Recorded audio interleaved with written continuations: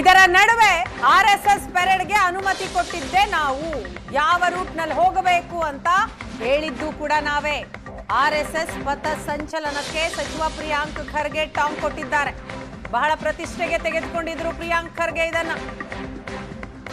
RSS ಪಥ ಸಂಚಲನ ಆಗದೇ ಇರೋ ನಿಟ್ಟಿನಲ್ಲಿ ಬಹಳಷ್ಟು ರಾಜಕೀಯಗಳಾಯಿತು. ಈಗ ಕಾನೂನು ಹೋರಾಟದ ನಂತರ ಪಥಸಂಚಲನಕ್ಕೆ ಅವಕಾಶ ಸಿಕ್ಕಿದೆ.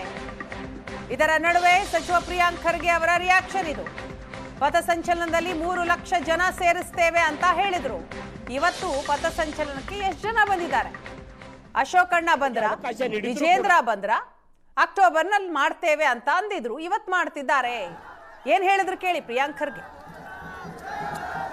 ಚಿತ್ತಾಪುರ್ನಲ್ಲಿ, ಕಲಬುರಗಿನಲ್ಲಿ, ಬೆಂಗಳೂರಿನಲ್ಲಿ ನಾವು ಮಾಡ್ತಾ ಇದೀವಿ, ಇದು ಮಾಹಿತಿಗಾಗಿ ಅಂತ ಕೊಟ್ಟಿದ್ರು. ಮಾಹಿತಿ ಅಲ್ಲಪ್ಪ, ಅನುಮತಿ ಕೇಳಿ ಅಂತ ಕೇಳಿದ್ವಿ. ಅವ್ರ ಅನುಮತಿ ಕೇಳಲ್ಲ ಅಂದ್ರು. ಕೇಳಲ್ಲ ಅಂದ್ರೆ ಕೊಡಲ್ಲ ಅಂತ ಹೇಳಿದ್ವಿ.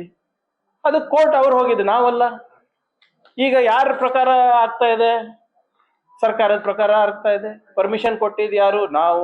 ಎಷ್ಟು ಜನ ಇರ್ಬೇಕಂತ ಹೇಳಿದ್ ಯಾರು? ನಾವು. ಯಾವ ರೂಟ್ ಫಾಲೋ ಮಾಡ್ಬೇಕಂತ ಹೇಳಿದ್ ಯಾರು? ನಾವು. ಯಾರ್ಯಾರು ಇರ್ಬೇಕು ಅಲ್ಲಿ ಅಂತ ಹೇಳಿದವ್ರು ಯಾರು? ನಾವು.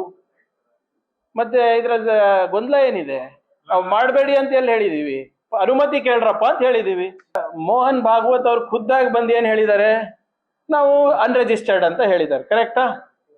V are a body of individuals, we do not need to register ಅಂತ ಹೇಳಿದ್ ಯಾರು? ಯಾರು ಹೇಳ್ತಾ ಇರೋದು ಅವ್ರು ರಿಜಿಸ್ಟ್ರೇಷನ್ ಆಗ್ಬಾರ್ದು ಅಂತ? ಬ್ಯಾಂಗ್ಳೂರ್ ಕ್ಲಬ್ ಅಂತ ಕೇಳಿದೀರಾ? ಬಹಳ ಹಳೆಯ ಸಂಸ್ಥೆ. That is also body of individuals only. They are also registered. ಇವ್ರು ಹೆಂಗೆ ಇನ್ಕಮ್ ಟ್ಯಾಕ್ಸ್ ಅವಾಯ್ಡ್ ಮಾಡ್ತಾ ಇದ್ದಾರೆ ತೋರಿಸ್ತೀನಿ ನಿಮ್ಗೆ. ಇವ್ರು ಯಾಕೆ ರಿಜಿಸ್ಟರ್ ಆಗ್ತಾ ಇಲ್ಲ ಅಂದ್ರೆ, ಇವ್ರದ್ದು ರಿಜಿಸ್ಟರ್ ಆಗ್ಬಿಟ್ರೆ ಇವ್ರು ಟ್ಯಾಕ್ಸ್ ಆಂಬಿಟಿಗೆ ಬರ್ತಾರೆ. ಇವರು ಸೊಸೈಟಿನಲ್ಲಿ ರಿಜಿಸ್ಟರ್ ಆಗ್ಬೇಕು, ಕೋಆಪರೇಟಿವ್ ನಲ್ಲಿ ರಿಜಿಸ್ಟರ್ ಆಗ್ಬೇಕು, ಅಥವಾ ಅಸೋಸಿಯೇಷನ್ ಆಫ್ ಪೀಪಲ್ ಅಥವಾ ಬಾಡಿ ಆಫ್ ಇನ್ಸ್ಟಿಟ್ಯೂಷನ್ಸ್ ಅಲ್ಲಿ ರಿಜಿಸ್ಟರ್ ಆಗ್ಬಿಟ್ರೆ, ಇವು ಯಾರು ಗುರು ದಕ್ಷಿಣ ಅಂತ ಹೇಳ್ತಾ ಇದಾರಲ್ಲ, ಆ ಗುರು ದಕ್ಷಿಣನೂ ಕೂಡ ಇದು ಆಗ್ಬೇಕು, ಆಡಿಟ್ ಆಗ್ಬೇಕಲ್ಲ. ಯಾವ ದೇಶದಲ್ಲಿ ದೇವ್ರಿಗೆ ಆಡಿಟ್ ಮಾಡ್ತೀರಾ? ದೇವ್ರಿಗೆ ಅಸೆಸ್ ಮಾಡ್ತೀರಾ?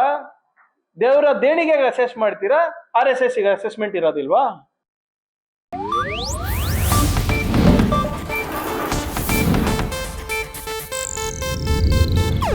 ಇದು ಏಷ್ಯಾನೆಟ್ ನ್ಯೂಸ್ ನೆಟ್ವರ್ಕ್ ಪ್ರಸ್ತುತಿ.